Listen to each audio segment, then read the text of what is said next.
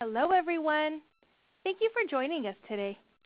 My name is Yasmina Greco. I'm with O'Reilly Media, and I will be your host for today's webcast.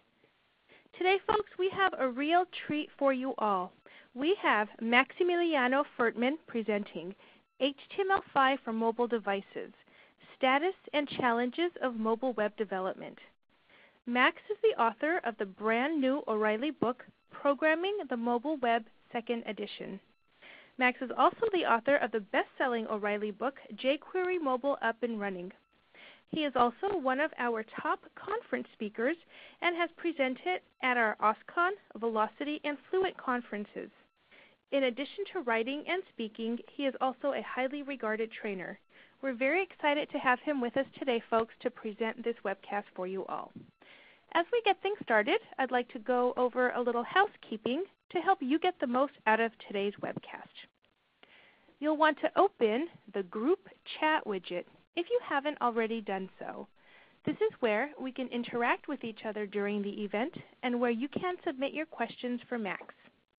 We find that our audience usually has a lot of good knowledge to share, so we encourage you all to chat freely during the event. However, if you have questions for Max, please preface them with a capital letter Q so we know that they're for him and we can make sure he sees them for Q&A. You can also open, move, and resize any of the other widgets. If you'd like to tweet from the Twitter widget today, you may need to give it permission to access your account.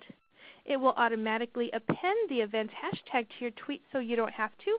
And today our hashtag is VelocityConf, all one word. If you should have any trouble during the event, please take a look at your help widget.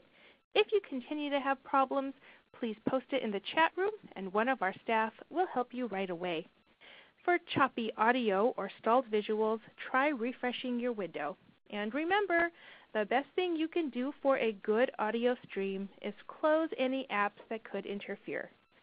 People always ask, so we'd like you to know we are recording today's webcast and we'll have an archive ready usually within 48 hours. And folks, at this time, it is my pleasure to turn the program over to Max for his presentation. Hello, Max. Hello, Champina. Thank you. Great presentation. So I will launch the screen share so we can start. My name is Maximiliano, but you can call me Max if you want. So I'm going to cover some stuff around mobile HTML5 in the next hour. So I'm a mobile web developer, so I have been doing web development since 1995 and mobile development since 2001. I'm Firt on Twitter. I'm based in Argentina, so I'm Argentinian. Right now I'm in Buenos Aires, so South America, as you may notice from my English. I have been doing a lot of conferences around the world. I'm also the creator and maintainer of mobile.html5.org. This is right now one of the only resources where you can find information about mobile platforms and APIs compatibility. I have written some books, so the O'Reilly books, Programming the Mobile Web and jQuery Mobile Up and Running. And the 2nd edition of Programming the Mobile Web is my brand new book that is right now available as an early release. So the book is finished. It's right now in production.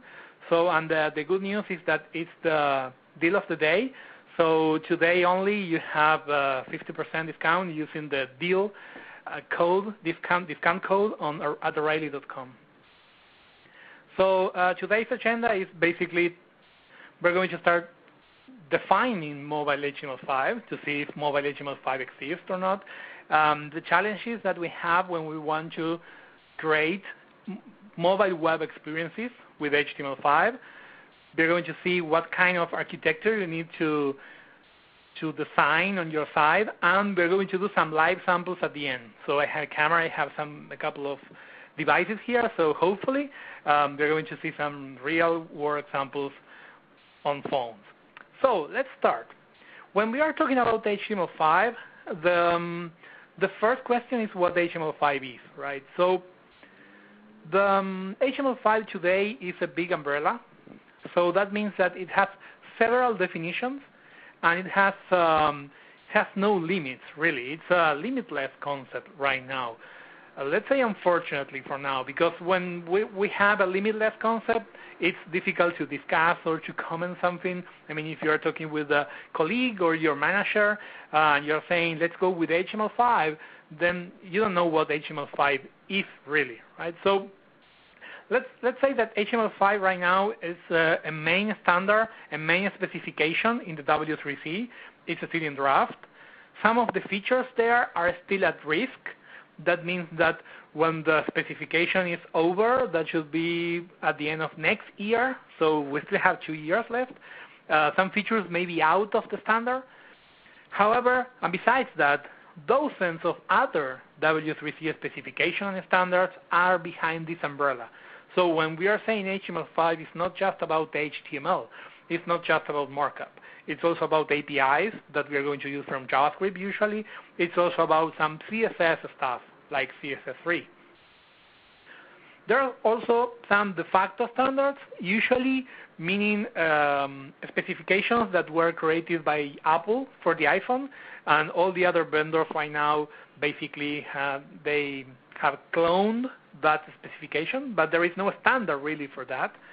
And anything new on the web, so everything new and fancy on the web today is called HTML5. So it's a buzzword and it's a big umbrella term. So that's for start talking about mobile, right? So does mobile HTML5 exist? So is there a mobile version? Well, there is no mobile HTML5. It's the same HTML5. However, there are a couple of best practices, design patterns, hacks, even some tags and APIs that are suitable only for mobile devices. So, and there are some challenges, some tools, some specifications that are only for mobile devices. So that's why mobile HTML5 exists, not as a specification, but as a couple of practices, right? So that's important. There is no mobile HTML5 version 2 or version 1, right? Just a couple of practices around the same HTML5 that we can use on other devices such as desktop, smart TVs, and other devices. So with HTML5 on mobile, right, we can do websites. So that's the easiest option, right? So we all know what a website is. So when I'm talking about the website, I'm saying that the user is going to use a browser. The user is going to browse our web using a URL, right, www.o'reilly.com. We are going to host the files on the web server. And besides that, the website can work offline. There are some APIs on HTML5 that will allow us to create an offline website. So that's a website. That was easy. The next thing that we can do with HTML5 is webapps. So the webapp name is also a limitless concept, right? So what is a webapp? So let's say that we have different names here. So we have full screen webapps, home screen webapps, and we have hybrids. It's important here to let hybrid alone now. So we are not going to talk about the hybrid now in just 2 slides.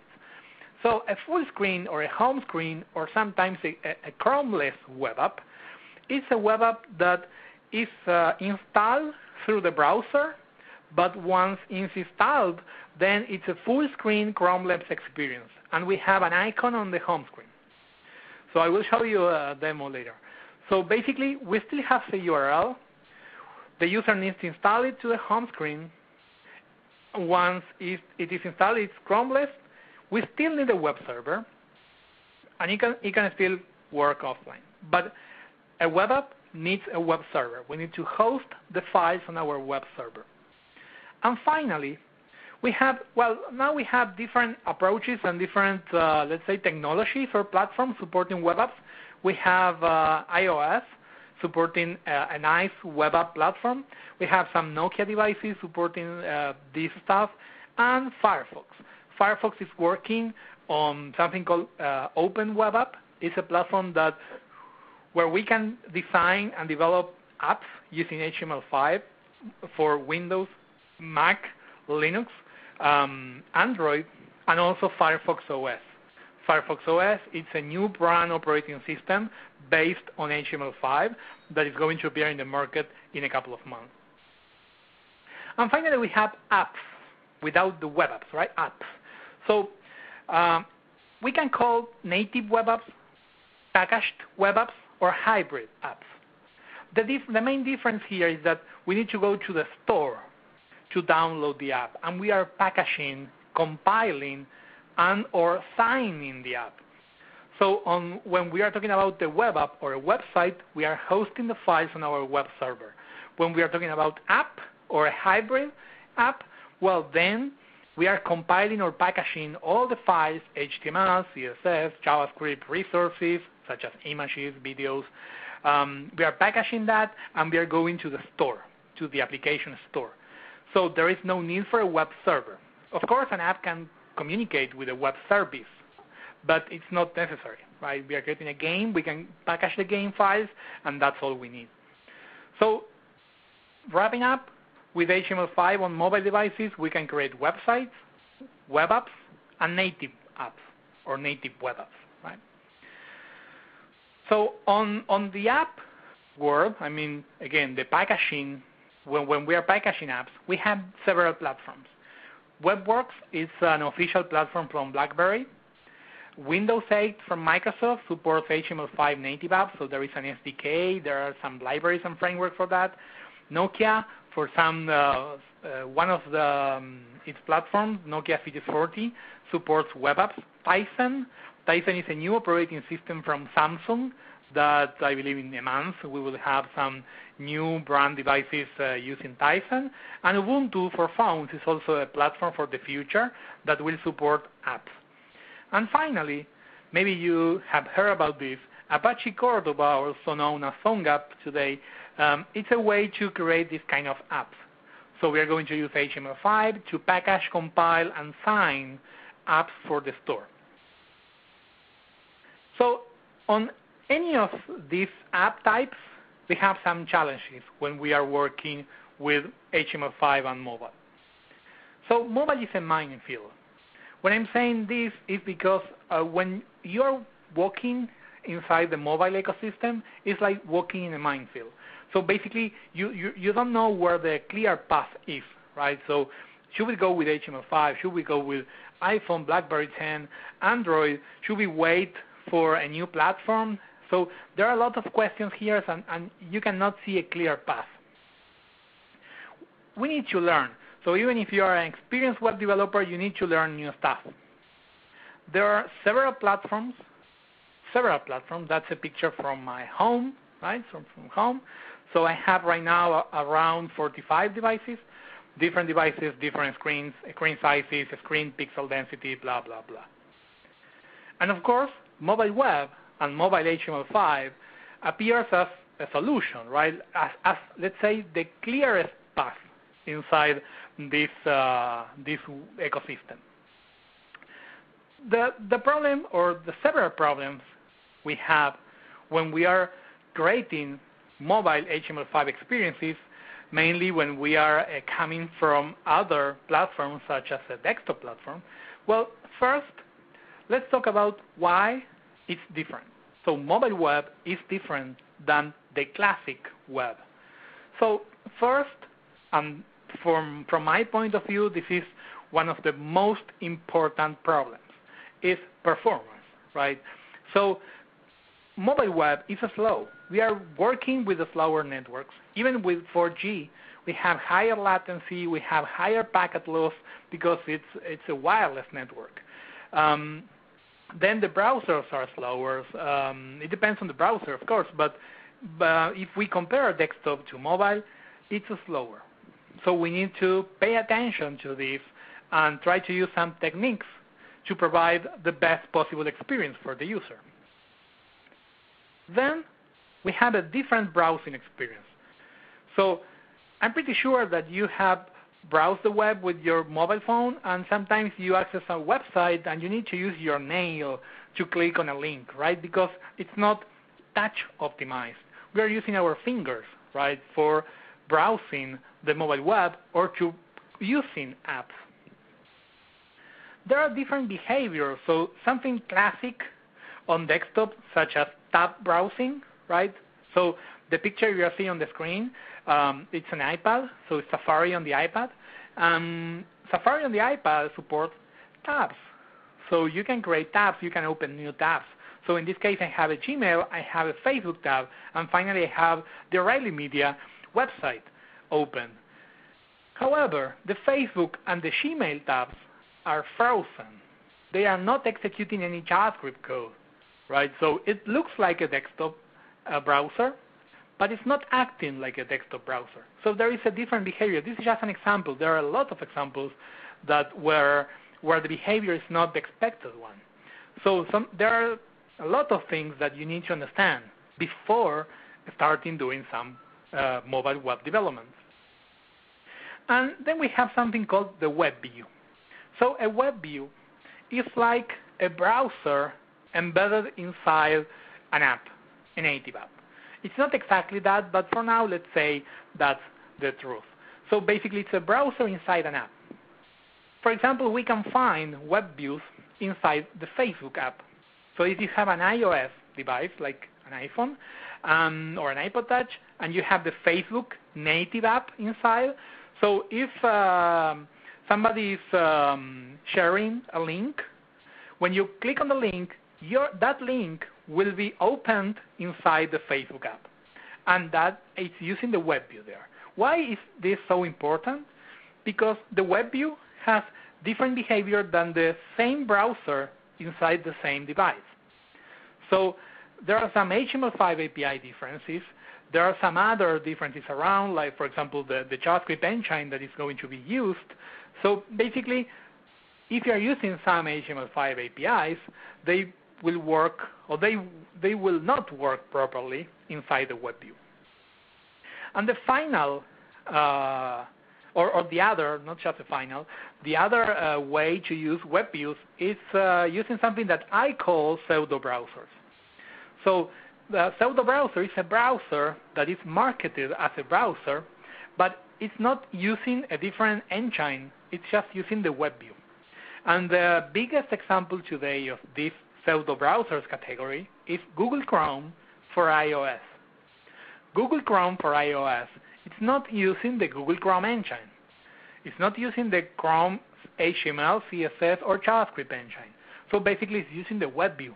I mean, it's not Google's fault. It's basically an Apple limitation. But if you have a working example code on Android, on Chrome on Android, it may not work on Chrome on iOS. So it's just for you to understand that it's different. So when you have Chrome for Windows, Mac, and Linux, you expect to be the same Chrome when you are on the same version. But on iOS, Chrome is not Chrome. So you can find these pseudo-browsers mostly on iOS and Android, right? They use the web view. So, and when we are talking about the web view, the idea of native versus web appears. Why? Because with the web view, we can create native web apps. Because if you use a full-screen web view, it will be just like a shell, a native shell, that will open an HTML file inside. So that's the heart of a native web app, or a hybrid. And when we are talking about native versus web, I always say that it's not the right fight, right? Talking about native versus web, it's not a clear fight. Because when somebody is saying native, sometimes it's just thinking about native code. It's just thinking about C, C++, let's say .NET, Objective-C, or Java. And he or she is comparing that native code with JavaScript. So which one is better, performance, blah, blah, blah. But for other guys, when they're talking about native, they're talking about distribution channel. So is this app going to be distributed through the browser or through the store? So is it going to be a website, like with a URL, or the user will have an icon? And it's a different discussion, right? So where is native? So it's not really clear.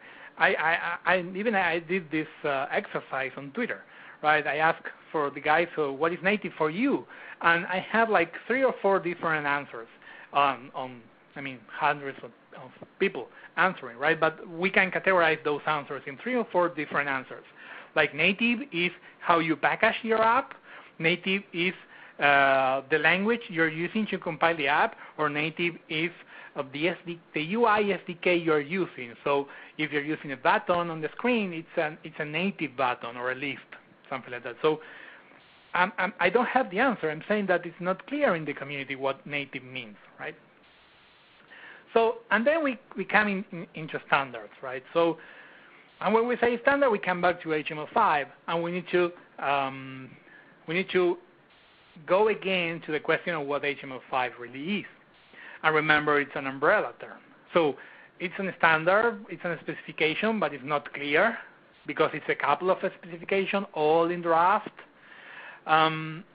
So all are in draft. All the specifications are being able to be changed in the next month and or years. And the other problem is that HTML5 as a specification is not boolean really.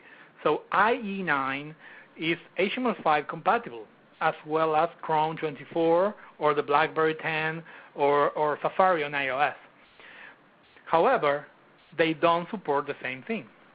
So being HTML5 compatible today, it's not enough, right? So we need to use other practices to detect and before using it, to detect a feature before using it.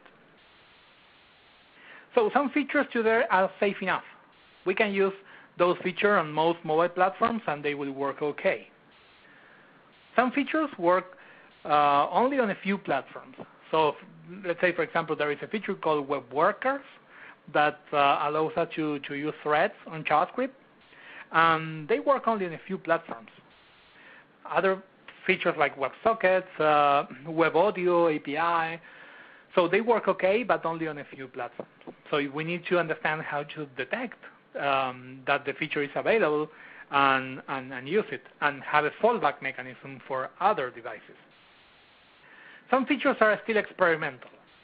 So they are available on a couple of platforms, but they are not really safe to use. So they are buggy.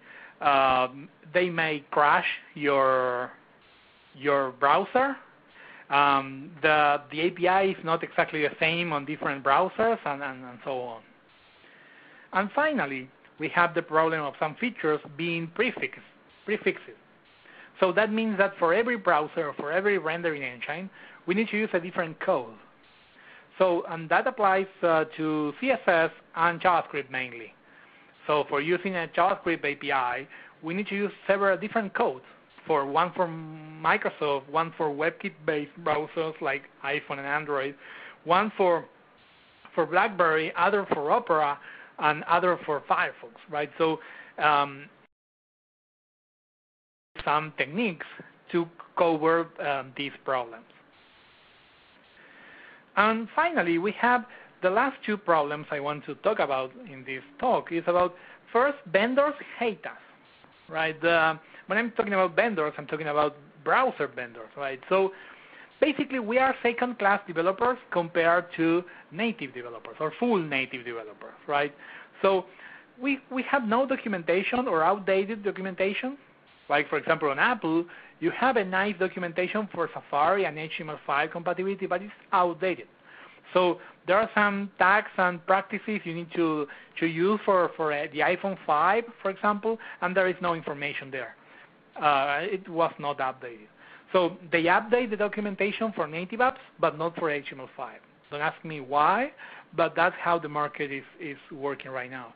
New features are usually discovered by third parties. So when a new browser appears on the market, it's not common that the vendor shows a list of all the APIs that right now are available. Maybe they market only one, and that's all. And finally, lack of developer tools. So we need to rely on third-party tools that if you have never played with mobile web before, you should not know.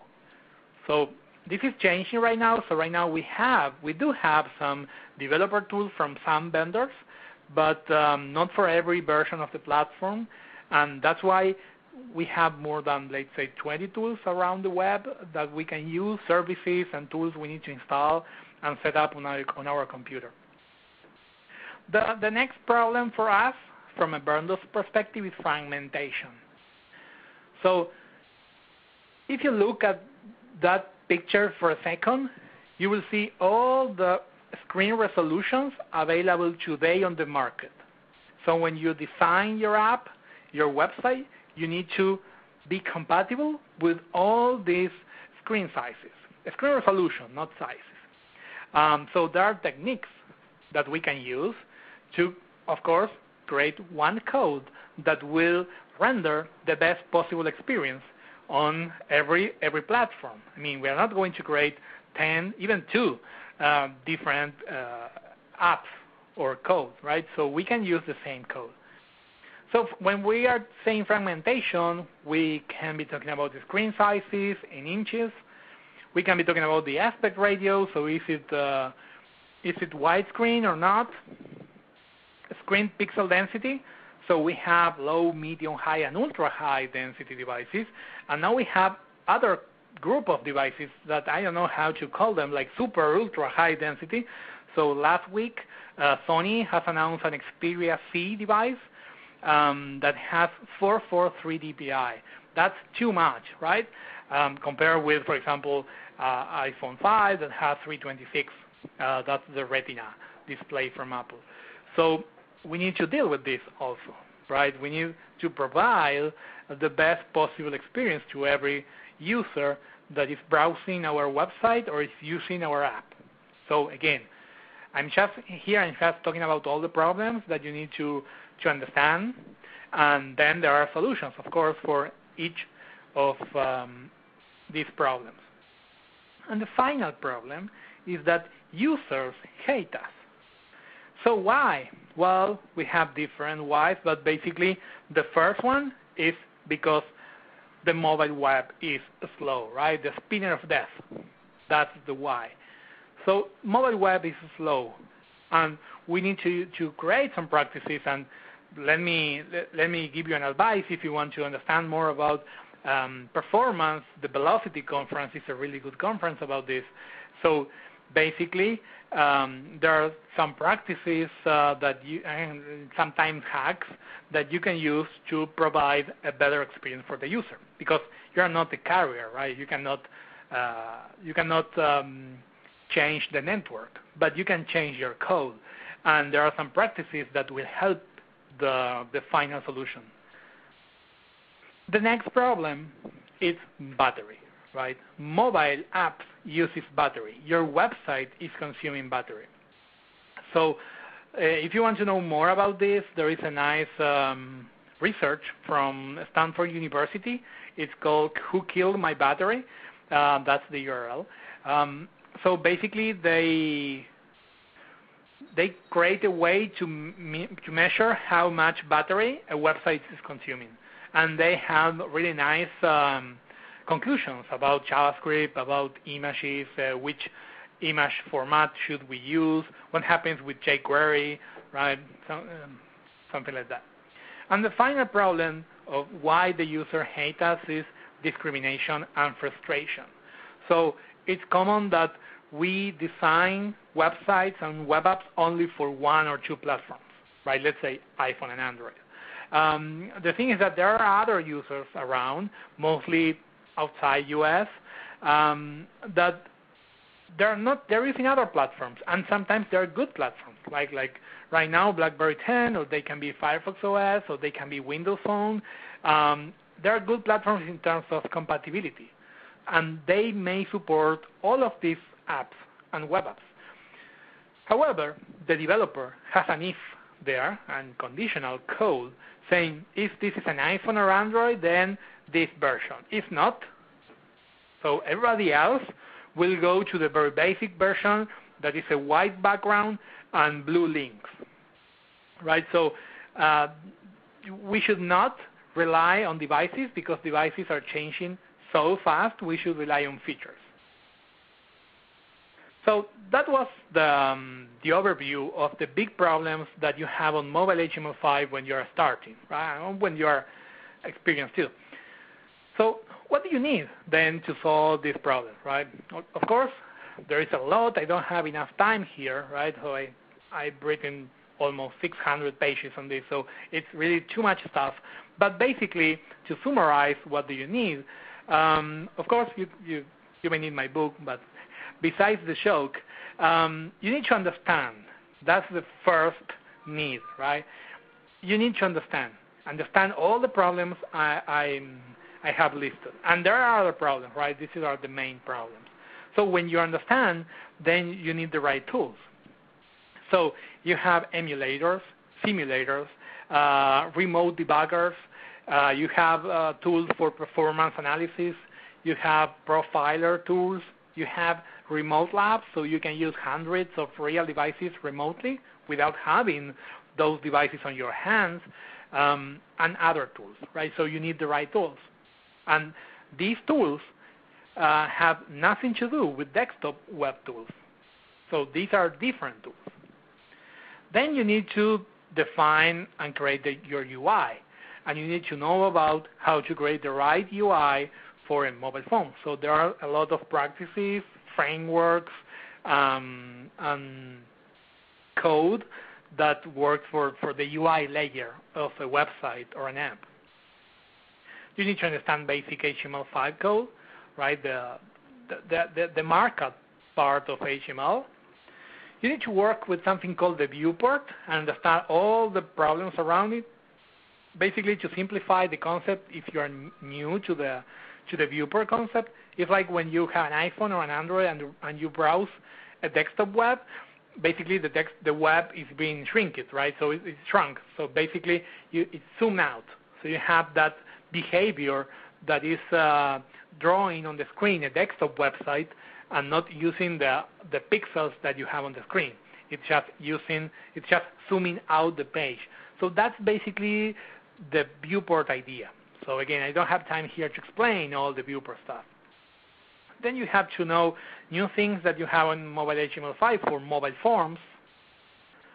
Detection, that's the important part. So there are server-side libraries and client-side libraries. So you have libraries for PHP, Java, .NET, or libraries for JavaScript to, let's say, device detection and feature detection. So you can make some decisions around what you are designing or creating. Then you have images and media. So video playing, audio playing, and images, which formats are used. So do we have new formats for mobile? So what happens with high resolution and low resolution devices? So there are several approaches on how to deliver the best image for the current device. Right? It's not just open tag, IMG, SRC equals blah. There are different techniques, and we need to solve the problem of having, for example, iPhone 3GS and iPhone 5, and we need to deliver the right image. We have a low resolution image and a high resolution image, and it's not just for iOS. On the Android side, you have at least 4 or 5 different resolutions. You have even on the Galaxy, let's say Galaxy S3, then you have the Galaxy S2, the Galaxy S Mini, and they have different resolutions. Then CSS3. There are a lot of things inside CSS3 that defines mobile HTML5, like animations, transitions, gradients. Then JavaScript. So should we use jQuery? What about other solutions that are less, are more performant, for example? So I'm not saying that jQuery is bad. I'm saying that for basic DOM management, we don't need jQuery. We don't need jQuery on a mobile, right? And what happens with other basic techniques? For example, can I open a pop-up on a mobile phone? What happens what happens with my JavaScript when I'm jumping to other window on my iPhone or to other tab on my iPad or my Nexus 7, right? So what happens with JavaScript? So can we detect that the user is going out of the tab and coming back? So there are new behaviors, new APIs that we need to use for that kind of stuff. Then offline. We are on mobile. We know that the connection is not always there. So can we provide offline experiences? So if I'm on a web app or a website, it's working offline. Storage. So we have APIs to storage information, client side. Network, because we can be online, right? So here we have the classic Ajax, XHR. We have WebSockets, and there are other APIs around. Geolocation, right? It's a mobile device. I can locate the user. Device management. So I can read accelerometer, magnetometer. I can make a call, right? It's a phone, so how can I make a call? And something like that. And finally, if you want to create not a website, but a web app or a package app, then you need to know the right tools and techniques to create and define a web app or to package the app and go to the store. So let's see some examples. So I will jump out of the presentation right now, and let me open here. So here I have the iPhone simulator on the right. I also have some real devices here. So you can see here. So I have some real devices, right? So I will show you some demos on real devices on my camera. So first, let me show you some examples of what a web app is. So in this case, look at this website. This is just a website, right? So it has a URL. I'm using Safari for iPhone. And it's just a website saying or asking me to add it to the home screen. So I will follow the guide. I will click here. I will say add to home screen. Add. And now I have an icon as any other icon on the iPhone. And you can think, hey, that's a shortcut, right? Well, it's not just a shortcut, because when I open now the icon, it's a full screen experience. There is no Safari UI, no URL bar, no back button, no nothing. And it's a full screen experience, right? So I can change things here, right? I have a menu. So this is just HTML5. There is no store here, right? I have just installed this from the website. So that's a web app, right? So that's a web app. So now let me show you some examples of some new things on HTML5. So I will take some, let's say, 5 to 7 minutes showing you some live code demos, and then we have a Q&A. So, for example, let's talk about forms. So when we are talking about forms, let me jump to Safari, for example. So I will load the same example. So basically, on the left, you are seeing the HTML code for the thing you are going to see on the right. So it's just a form. It's just an HTML form. However, there is a new way. So for example, we have input type email. So if you look at the virtual keyboard on the iPhone, there is an @ symbol. Or if you jump to the URL, there is a .com button, or the number, or the telephone keypad. Then we have some nice date selectors, all using just plain HTML. No JavaScript, no framework, no nothing, just plain HTML. So let's see another cool feature. Well, we have some validation here. Let me jump to geolocation, and I will show you a demo on the real phone. So I need to unlock my phone. Okay, here we are. So just a second. Okay, so this is a BlackBerry 10 device, right? The new BlackBerry 10 platform. So that's the browser. So I can show you that's the browser. All right, the browser.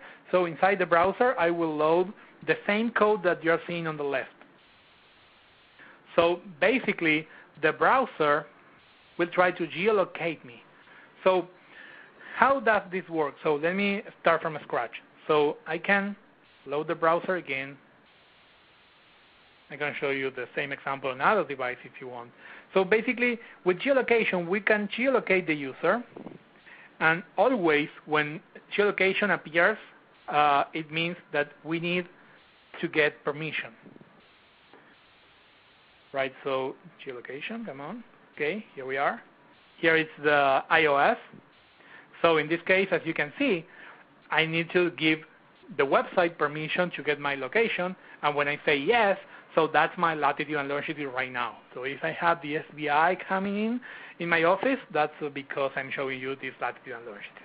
So here is the BlackBerry 10 showing me the same information, right? So if you look at the left, it's just 3 lines or 4 lines of JavaScript. Pretty simple. So that's HTML5 working directly here. So let me show you another example. By the way, because I'm here, and I can show you a nice demo. This is an Android 4 device, 4.2. It says I have a webcast today. So if you look here on browsers, so these are all the browsers I have installed in my Android device. So as you can see, there are too many devices, right? So of course, we have some groups here. So we have some Opera, some Chrome, some Firefox, but still there we have like 4 or 5 different rendering engines on the same device, right? On the same device.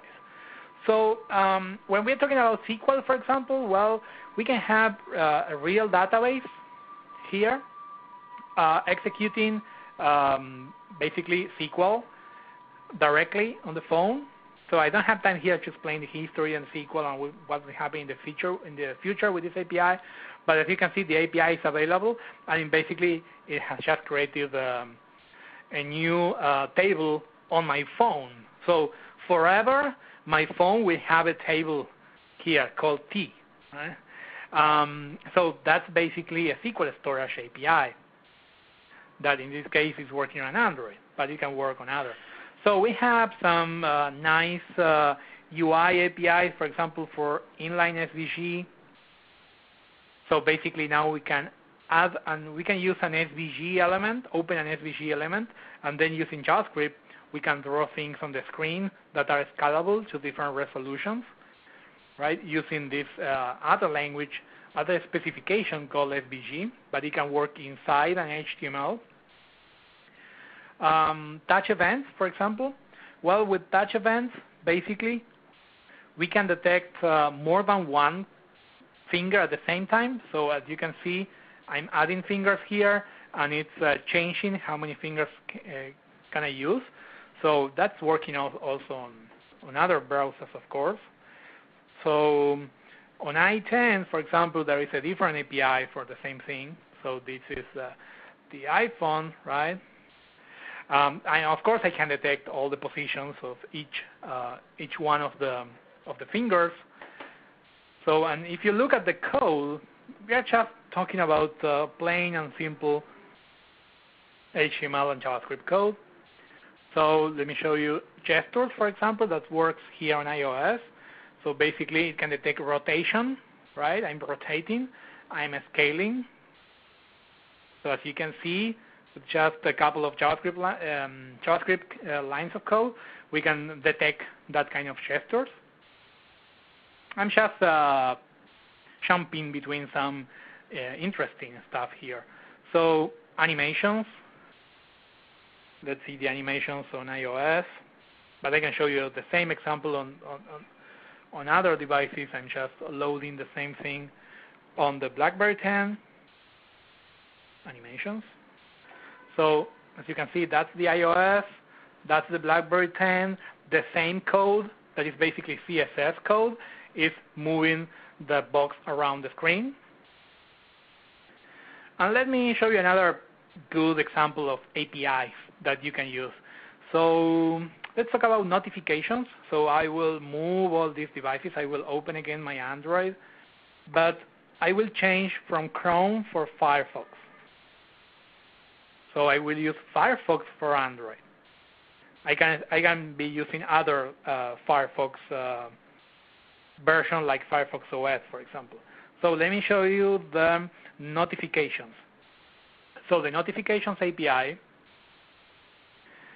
with just a couple of JavaScript lines, if you need to pay attention to the notification area on the screen where I have the Facebook and Twitter icons with some notifications. I hope it's not any of you insulting me on Twitter, for example.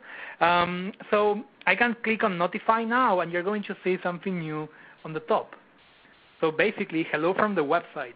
So Firefox is sending the notification to the operating system from Android, and then I have the Firefox notification there saying hello from the website, right? So, and then I can detect that client side. So that's, for example, notifications, other cool APIs that we have now. Let's talk about battery status. So, for example, in this case, my Firefox is saying that I have a level of 0.54. So basically, I need to charge my battery. I have half a charge. So I know if it's charging or being charged or not. I have some events that we can use. But if you look at the code, it's a prefixed thing. So, for example, for Firefox, I need to use most battery. So remember I told you about prefixes? So that's an example of prefixes. One more example, and then let's talk about media capture, for example. So with media capture, I can show you the BlackBerry 10. Let me go back. So with media capture, we can open the camera, right? So as you can see, it's asking me for permission, the BlackBerry 10 browser. If I allow it, it's asking, okay, which camera do you want to use? I will use the front camera, and now you're going to see me here, right? The camera, and that's me talking there, right? So it's using the camera inside a website, right? Inside the website, or it can be, of course, an app. And you can do not exactly that on iPhone, but you can still take a picture from the user. So on iOS, you can still take a picture. I'm just jumping between features, right? So this is iOS, so I can say, hey, capture an image for me, and now I can take a picture from the website, right? I can take a picture of my computer right now. So I took a picture of my computer, and I can use that picture in the HTML. So that's basically a jump between different HTML5 features. So I hope it was useful for you. So some last advices, and then we can jump to Q&A. When you are creating mobile experiences and mobile HTML5 code, please be aware of performance. Performance is one of the most important parts of a successful HTML5 app. Follow good practices. There are good practices that you need to understand and use whenever they're suitable to use. Don't be fanatic as a developer, right? So be multi-platform. Code for all the platforms that are out there, because you don't know what will happen in a couple of months, and you don't want to go and change your app every month. Be future-friendly, right? So it's like a politic in your mind to try to be future-friendly. So that's all from me right now. So I hope it was useful. Remember, today my book, Programming the Mobile Web, second edition, early release. So you will get the final edition in a couple of weeks. Today is the deal of the day. So you have 50% off using the deal code at O'Reilly.com. So we can jump to Q&A.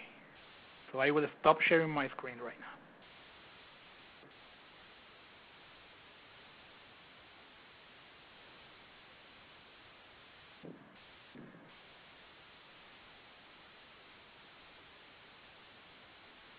Okay, let's see if I have I have some questions here. So, question from David. Does JavaScript work in a web view, or are there subtle differences depending? So yes, JavaScript do work on a web view. You can disable it if you don't want, but there are some things that are different. For example, on iOS, iPhone or iPad, when you are on Safari or when you are on a full-screen web app, you are using a Nitro JavaScript engine. So that's a JavaScript engine that is performing better than the normal JavaScript engine. And when you're on a web view, right, then you're not using that JavaScript engine, so basically your JavaScript is 3 times slower. I'm not saying that the whole experience is 3 times slower, just your JavaScript code. That may not have any real difference or or yes, I don't know. It depends on the project. So when you are on a web view, you have that kind of differences. Then we have here, I have another question here. Can a web app use a web server only for the purpose of offering it for users to install, and once installed, continue to function without ever having to contact the web server? Okay, so the question basically is, if the user is installing the web app, do we still need the web server? So basically yes and no. Let's say yes and no. So the app can also work with an offline API. So basically when you install the app, you can also install the files for the app to work offline. However, if something happens with the device, or the device is being reset or something, or you reinstall the operating system or something like that, there are some situations where the files may be gone, so the files are not there anymore inside the device. So the operating system is going to bring the files, to retrieve the files again from the server. So it is expected that the files are still there. So you should keep the web server there. So it's the simplest answer I can give you right now. Another question from John on the iPad. Is the HTML web viewer in iBooks different from the mobile Safari browser? Well, yeah, again, it's not the same. I mean, they're of course based on the same core, but it's not Safari. So that means that some HTML5 APIs and some other stuff around the browser are not there when you are using the web view or when you're creating an iBooks, because the latest version of iBooks supports HTML5 inside the book, right? So that's why you're asking that. So Don May is asking, is there any inbuilt message queuing infrastructure in the HTML5 specification? Not really. So we're talking about the messaging queuing infrastructure. So there is an API, it's called the messaging API, but it's not really what you're looking for. So I'm pretty sure you may be a Java developer or something like that looking for a queuing infrastructure. So you don't have that on HTML5 at least, right? I'm not sure why do you need that. So other question from Jim. Are you saying web apps don't run inside the browser on the mobile device? Yes and no. So are the web apps running inside a browser? They are running inside a web engine, right? Sometimes it's not the same browser. I mean, if you look at the processes on the memory, it's not the browser really. It's something that is using the same core as the browser, of course, but it's not the browser. And you don't see the browser UI. So you don't have the back button, so you don't have the URL bar. And it's not like it's hidden. It's not there, really. So it depends on the platform, really. But on iOS, for example, it's a different process. It's called Webapp. It's not Safari. So even if you look at the open apps or the recent apps list, you're going to see that the Webapp looks like other app. So the Webapp doesn't look like Safari. It's a different app with a different icon in the recent app list. Okay. Let's see here. So where can I find a list of which resources from a device, such as battery manager or GPS, can be obtained implemented through HTML5? If you're looking for which properties you can access from which device, well, it's my website that I told you at the beginning. It's mobile.html5.org. So basically there is no other place on the web where you can find that, or of course it's on my book too, but it's updated on the website. There is other websites called caniuse.com, but they have a limited information on mobile. So they are not covering all the platforms, just the main platforms. What are the limitations of PhoneGap? Are these expressed in terms of features? For example, they were tried for video, or site that needs transitions or data volumes. Okay, limitations of PhoneGap. Usually there is no limitations on PhoneGap by itself. It's not PhoneGap the limitation. The limitation usually is the store or the web engine. So PhoneGap is not the web engine. PhoneGap is using the same web engine as the web view. It's using the web view. So for example, on Apple, you cannot just package a website with PhoneGap. Technically, you can package a website as a PhoneGap app, but Apple will reject your app because it's not an app, it's a website. So it's a semantic difference, right? What's a website, what's an app? But if it looks like a website with links and something like that, well, Apple will reject your app, right? If it looks like an app with an app experience, it will not have any problems. So I have Jordi from Spain saying muchas gracias. Then I have Rolf. Would you please talk about using video capture and speech APIs in HTML5? Well, video capture is still starting. So as you saw in the example, so there is an API. There are two APIs. One is called the media and stream API. So that's the API I show you where you can open the camera. There is another big API that is still in very early draft. It's called WebRTC, where you can stream your video and audio to a server peer-to-peer. You still need a server for the synchronization, but then it's peer-to-peer. So with WebRTC, you can create really video calls in HTML5. And if you want to look into it today, there is a browser called Browser. So it's like browser, but without the R, the first R. And you can find it on iOS and Android. It's free. It's from Ericsson. It's an experimental browser to test WebRTC. And about the speech API, to be honest, we don't have a speech API yet.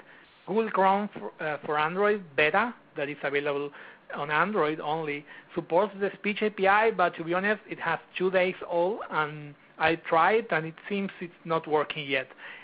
So it's working on desktop, but not on mobile yet, the speech API. So I see we have a couple of minutes yet. Let me refresh the Q&A. Can you describe the Chrome browser differences between the platforms again? Well, between the platforms is between mobile, I believe. So we are talking about Android versus iOS. So on Android, it's Chrome, right? It's using the same engine as you're used to on the desktop. So it's basically Chrome. So sometimes when you have an API that is working on desktop, it may work on mobile too. It depends on the API. Not every API is available on Android yet. Besides that, the problem is with Chrome on iOS. Because on Chrome on iOS, Chrome is not using the Chrome engine. So think about Chrome on iOS like a Chrome UI. So you have tabs, you have tab synchronization with your Google account, but the rendering is not Chrome, it's the web view. So it's like a PhoneGap app, right? So it's using the same web view as a PhoneGap app. So that means that, I mean, it's not like it's very different because both Safari and that means the iOS view and also Chrome are based on WebKit. So they have similarities, right? But it's not exactly the same. That's why I'm saying be careful because on Chrome on iOS, it's not using the Chrome engine. Well, should be, I believe, last question. Can you speak to secure transactions using HTML5? There is no difference. I mean, with secure transactions, you can still use HTTPS. So that's the protocol. It's a protocol layer, not something that you can call from HTML or JavaScript. If you are wondering about JavaScript, I don't know, security APIs, there are no APIs specifically for security. I mean, if you want to secure something using some algorithm or something like that. So right now there is no standard on that. There is a keychain element that is not working on all the platforms, and that's maybe the only thing you have around. So, Jasmine, I have a last question. Can I answer it? I'm not sure about time. Yes. Okay. So last question I have here. Any good emulators to use to test code in various devices from a PC? Any good emulators? Yes. To test different devices with the same emulator? No. So I have created a website. I have a full chapter on the book on emulator, so it's a big topic. I mean, it's like 50 pages only on that. So you have around 20 to 25 different tools to emulate. But if you want to go now and download emulators, you should use the website emulators, right? But without .com. It's emulator.rs. So that's a website I have linking to my blog, where you have a list of all the emulators you can download. But don't rely on magic tools that emulate everything, because they don't emulate, really. They are acting like the others, but you should be surprised that the behavior, the UI, the look and feel is not exactly, and it's not sometimes even near the real device. So again, emulators, emulator.rs. And you will find the list of emulators. Perfect. With that, Max, we're going to say a very, very big thank you to you, sir, for spending your time with us today, for giving us just such an excellent presentation. I'm looking at all the comments coming in from the group, and everyone really learned a lot today and really appreciates what you showed them. So thank you so much. Okay, you're welcome. Thank you, guys. Folks that attended, we thank you for attending our webcast today and hope you've benefited from it. We'd like to remind you all that Max's book, Programming the Mobile Web, 2nd edition, is the O'Reilly deal of the day. And what that means for you is you can get it today at an excellent price. As a thank you for attending our webcast. So visit O'Reilly.com. Look on the right-hand side. You can't miss it. It's right there. Save yourself some money. Get the book. If you like what you heard today from Max, that book is full of more information that you can use and apply to your day-to-day. Really, really help you out with what you're working on. Again, we thank you, Max. Thank you, everyone. This will conclude today's webcast. Goodbye, everybody.